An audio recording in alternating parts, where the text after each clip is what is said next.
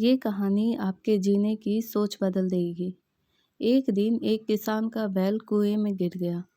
वह बैल घंटों जोर जोर से रोता रहा और किसान सुनता रहा और विचार करता रहा कि उसे क्या करना चाहिए और क्या नहीं।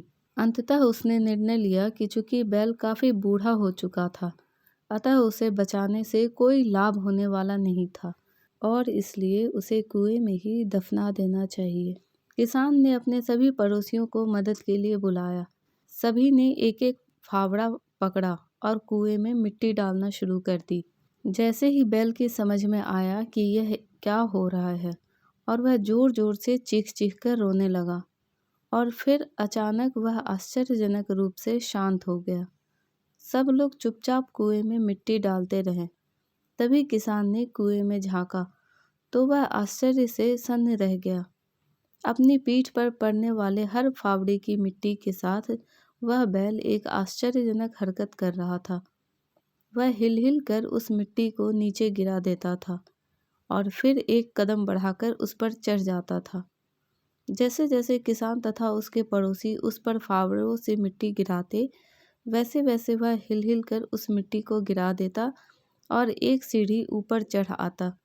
जल्दी ही सबको आश्चर्यचकित करते हुए वह बैल कुएं के किनारे पर पहुंच गया और फिर कूदकर बाहर भाग गया। ध्यान रखें, आपके जीवन में भी बहुत तरह से मिट्टी फेंकी जाएगी, बहुत तरह की गंदगी आप पर गिरेगी, जैसे कि आपको आगे बढ़ने से रोकने के लिए कोई बेकार में ही आपकी आलोचना करेगा, कोई आपकी सफलता से ईर्ष्या के कारण आपको बेकार में ही भला बुरा कहेगा, कोई आपसे आगे निकलने के लिए ऐसे रास्ते अपनाता हुआ दिखेगा जो आपके आदर्शों के विरुद्ध होंगे। ऐसे में आपको हतोत्साहित होकर कुएं में ही नहीं पड़े रहना है, बल्कि साहस के साथ हर तरह की गंदगी को गिरा देना है और उससे सीख लेकर उसे सीढ़ी बनाकर बिना अपने आदर्शों का त्याग किए अपने कदमों को आगे बढ़ाते जाना है। सकारात्मक रहे, सकारात्मक जिए।